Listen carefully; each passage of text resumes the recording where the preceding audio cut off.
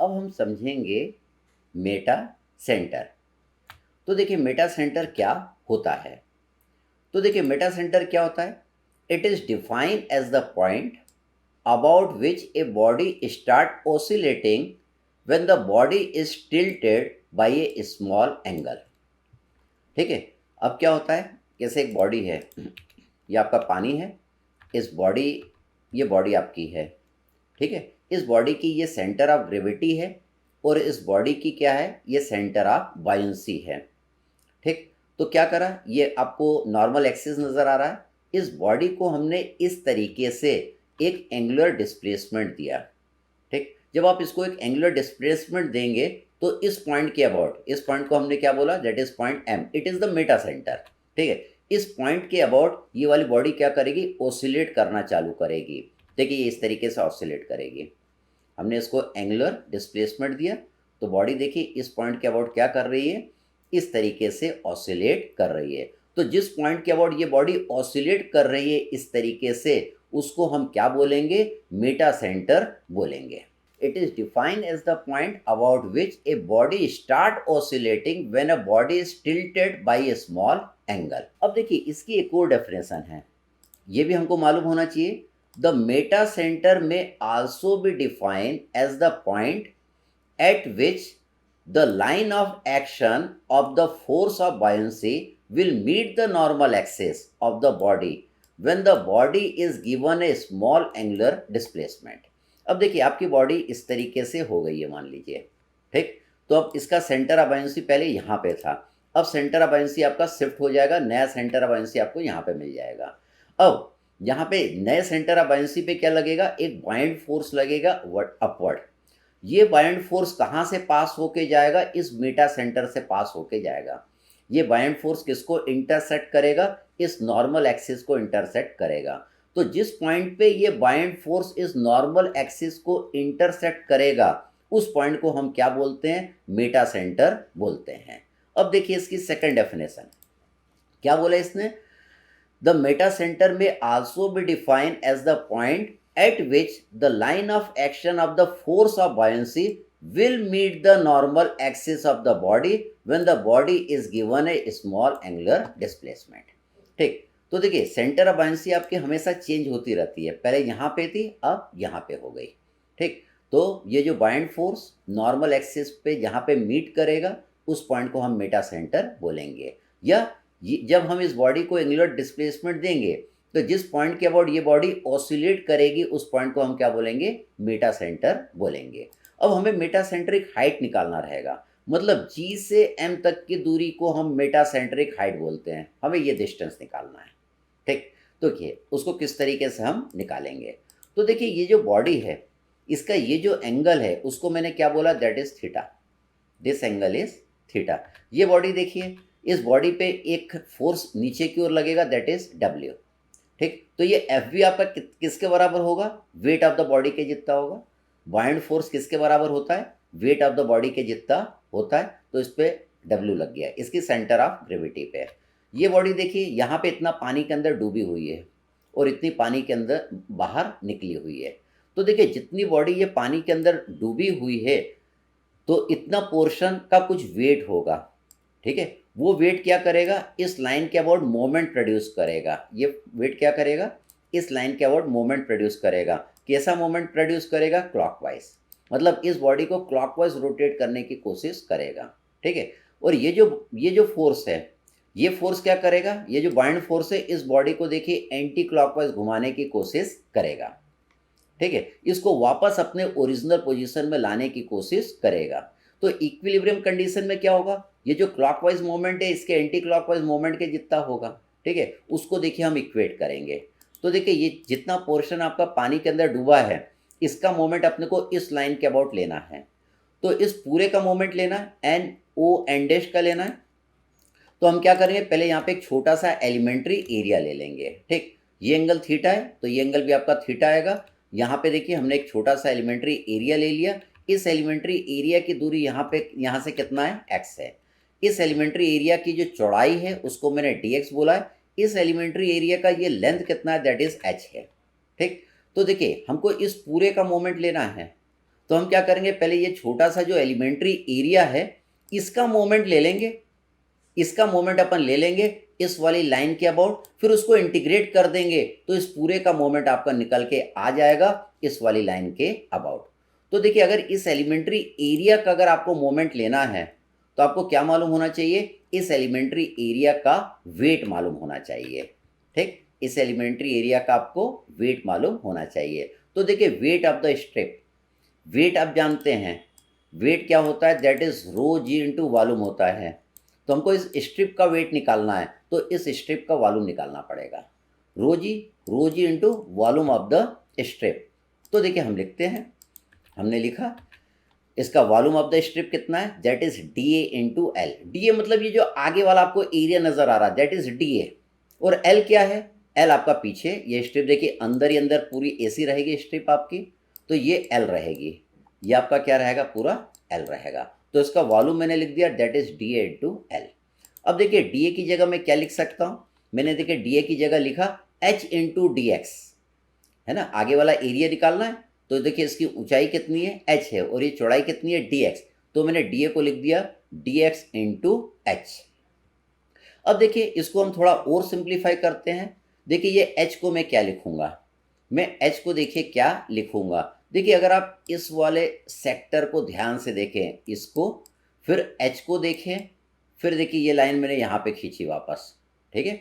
अगर इस सेक्टर को देखें तो एच क्या हो जाएगा, आर्क ऑफ ए सर्कल हो जाएगा, ये आर्क हो जाएगा। हम आर्क ऑफ ए सर्कल जानते हैं that is r into theta होता है। तो एच इज इक्वल टू हम क्या लिख सकते हैं, आर कितना एक्स है, तो एक्स इंटू थीटा लिख सकते हैं। ठीक, तो देखिए एच को मैंने यहाँ पे लिखा, एच की जगह मैंने लिखा that is x into theta लिख दिया। ठीक, तो वेट ऑफ द स्ट्रिप आपने निकाल लिया, वेट ऑफ द स्ट्रिप कितना आया, रोजी into D x into x into theta into L. अब इस वेट ऑफ द स्ट्रिप का अपन क्या कर रहे हैं, यहाँ पे मोमेंट ले रहे हैं, ये वेट है इसका, इसका मोमेंट कहाँ ले रहे हैं, इस वाली लाइन के अबाउट ले रहे हैं। तो वेट ऑफ द स्ट्रिप में मैं क्या करूँगा, एक्स का मल्टीप्लाई कर दूंगा।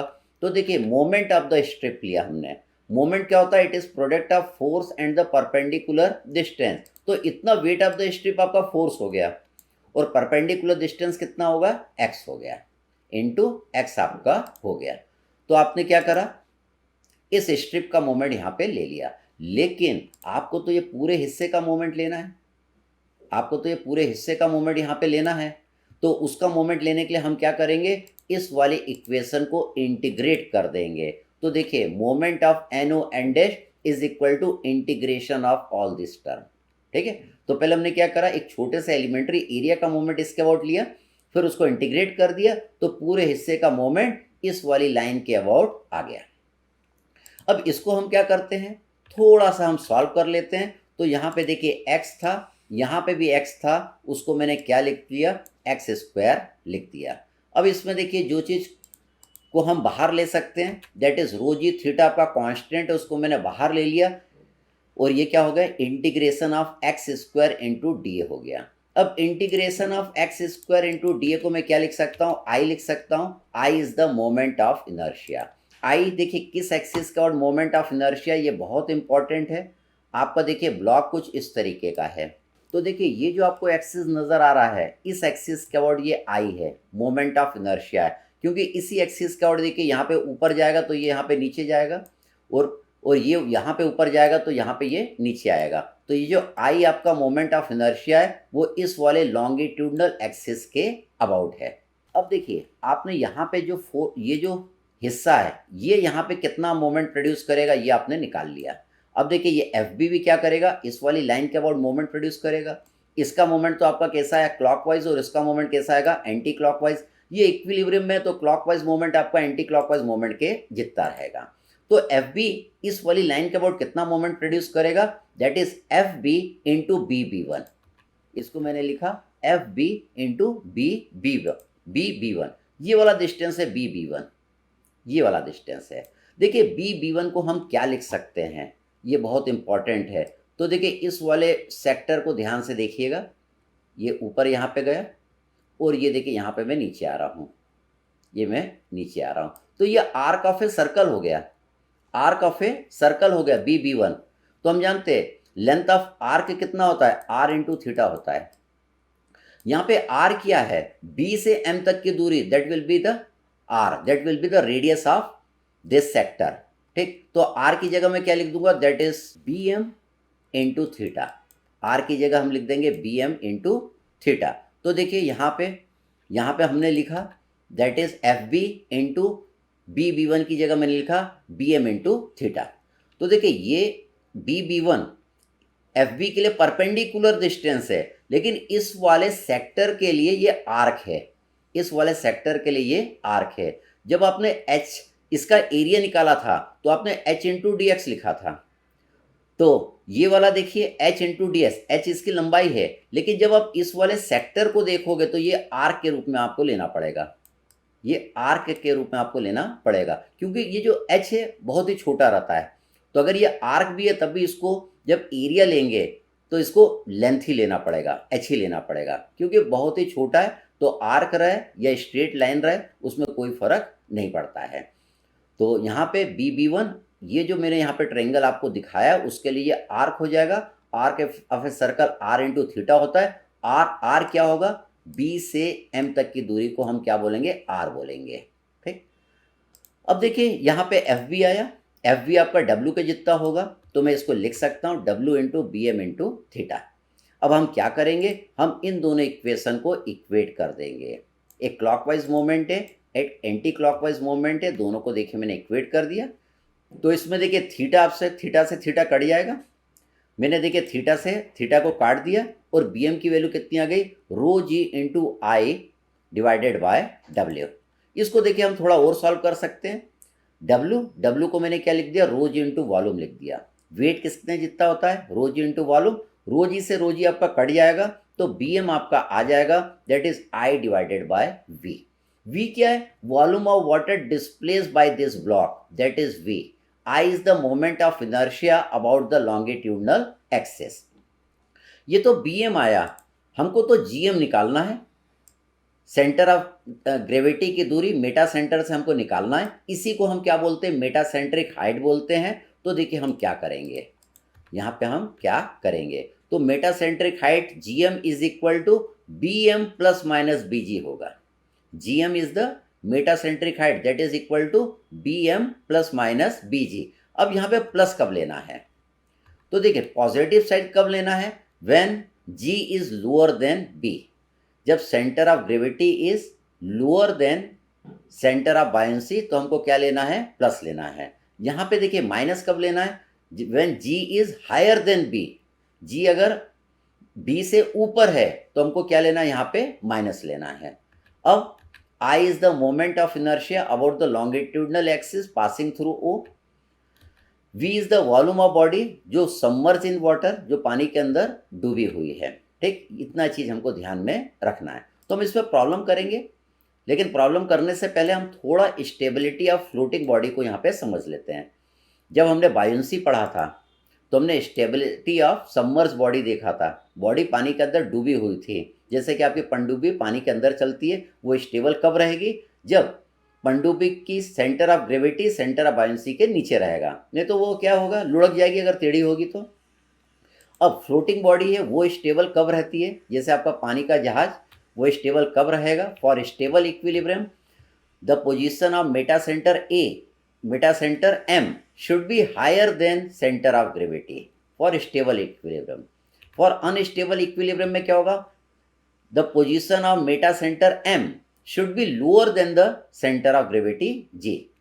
और न्यूट्रल इक्विलिब्रियम में क्या होगा, सेंटर ऑफ ग्रेविटी और मेटा सेंटर आपके एक ही पॉइंट पे रहेंगे। देखिए किस तरीके से, इसको समझने के लिए हम ये वाले फिगर को ध्यान से देखते हैं।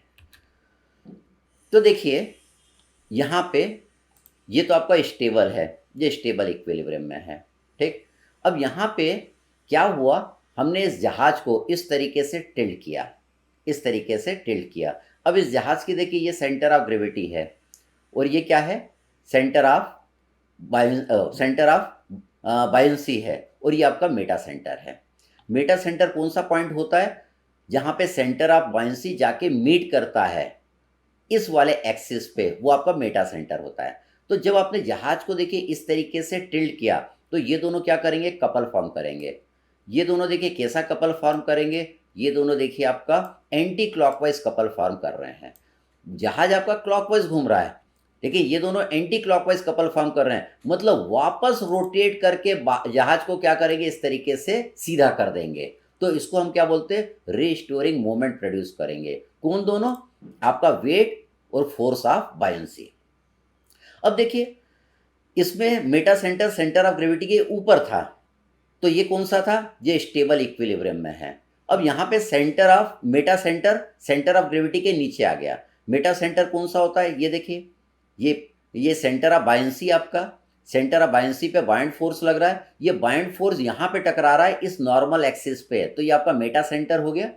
अब देखिए आपने जहाज को इस तरीके से घुमाया, तो ये दोनों देखिए अब क्या कर रहे हैं, एक कपल फॉर्म कर रहे हैं। ये दोनों देखिए कैसा कपल फॉर्म कर रहे हैं, ये जहाज को कैसा घुमाएंगे, इस तरीके से, ये इस तरीके से घुमाएंगे। तो आपने इसको क्लॉकवाइज घुमाया, ये दोनों भी क्लॉकवाइज कपल फॉर्म कर रहे हैं, तो जहाज आपका इस साइड लुढ़क जाएगा, ये आपका गिर जाएगा। ये ओवर टर्निंग मोमेंट प्रोड्यूस कर रहे हैं ये दोनों, वेट और एफ वी मिलके। तो यहाँ पे ये अनस्टेबल इक्विलिब्रियम में है। जब Meta centre centre of gravity के नीचे आता है तो अनस्टेबल इक्विलिब्रियम में रहता है। जब Meta centre centre of gravity के ऊपर रहता है तो वो स्टेबल इक्विलिब्रियम में रहता है, क्योंकि रीस्टोरिंग मोमेंट आपको मिलेगा, जहाज वापस सीधा हो जाएगा। और यहाँ पे क्या हो जाएगा, जहाज ओवर टर्निंग मोमेंट आपको मिलेगा इन दोनों के कारण, क्योंकि ये भी क्लॉकवाइज रहेगा और ये दोनों मिलके भी क्लॉकवाइज कपल फॉर्म करेंगे, जहाज आपका डूब जाएगा। न्यूक्लियर इक्विलिब्रियम में क्या रहेगा, मेटा सेंटर और सेंटर ऑफ ग्रेविटी एक ही जगह रहेगा। उसमें अगर जहाज एक बार ऐसा टेढ़ा हो गया तो टेढ़ा ही रहेगा, अपने आप सीधा नहीं हो पाएगा।